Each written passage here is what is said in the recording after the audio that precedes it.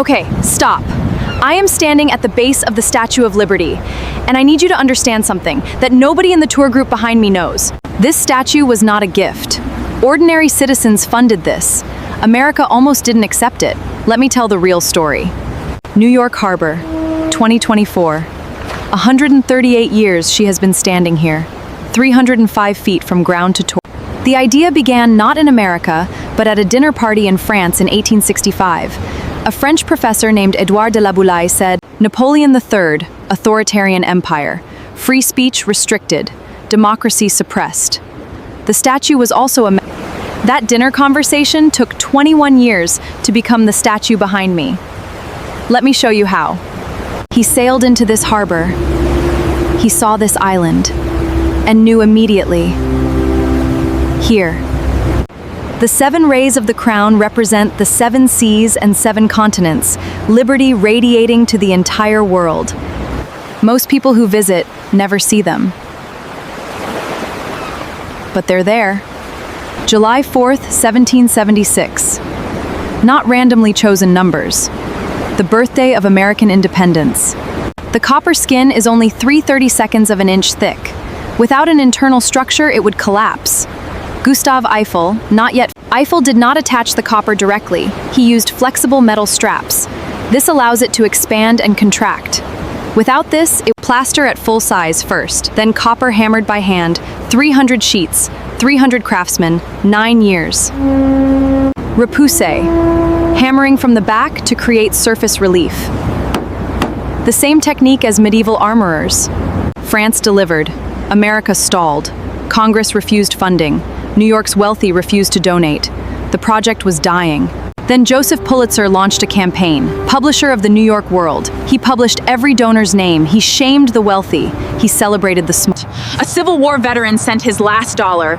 Schoolchildren sent their lunch money, 5 pennies.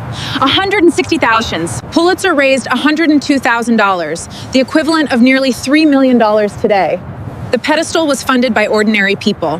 The statue was disassembled into 350 individual pieces, 214 wooden crates, loaded onto the French Navy ship Eiffel, 27 days at sea. On June 17, 1885, the Eiffel entered the harbor. Every ship fired its cannons. The city went wild.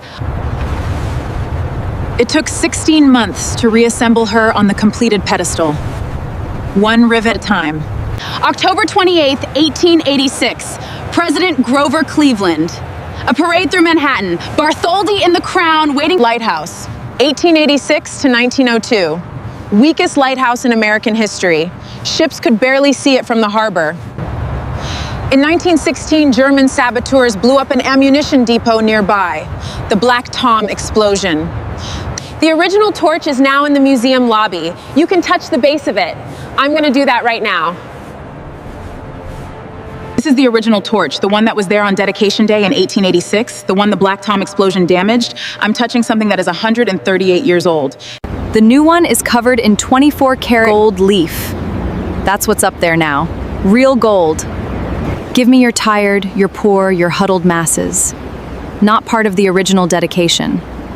Added later. Southeast. Ships arriving from Europe. See her face, not her back.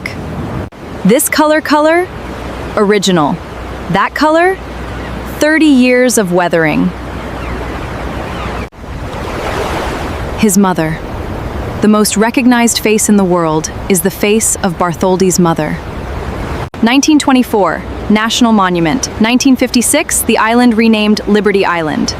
UNESCO World Heritage Site. 12 million, every single one of them, saw her first.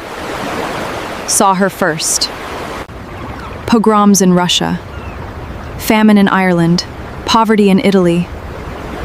Every account says so. She wasn't welcoming them yet. But the immigrants made her into something more. They made her into hope. Imagine, you have crossed the Atlantic in steerage. Weeks of darkness, seasickness, fear, hope. And there she is, 305 feet of copper and iron and the specific light of the New York morning, holding a torch above her head. She is not a monument to what America is. She is a monument to what America is supposed to become. And that gap toe between what she represents and what the world manages to achieve curl is exactly why she still matters. She is not a record of success. She is a promise. The schoolchildren who sent their lunch money in 1885 funded a monument that welcomed 12 million immigrants. They didn't know that, they just knew it mattered. And it all began at one man's dinner table in France. In 1865, one sentence. What if we gave America a monument to freedom? Is the face of a sculptor's mother, preserved in copper for 138 years, looking toward the country she never visited. 4 million people visit every year. They come from every country on earth. Many of them are descendants of the 12 million who first saw her from a ship. On her darkest nights, harbor fog rolling in, city lights disappearing. Good night from New York Harbor. One dinner table, one conversation, 21 years. If this changed how you see the Statue of Liberty to Tam, please hit the like button. She contains 62,000 pounds of copper.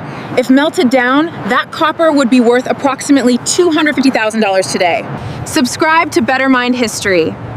Every week, Tom, somewhere history forgot to tell you about.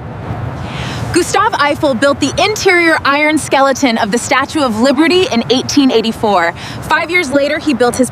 Edouard de la Boulaye never saw the completed statue. He died in 1883.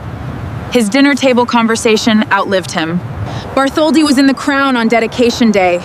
He pulled the cord. The tricolor dropped too early. He wept. After September 11th, 2001, the statue was closed. It partially reopened in 2004. The crown didn't reopen until 2009. 7 rays. Liberty for the entire world. The idea from 1865. Not achieved yet, but she's still up there pointing toward it.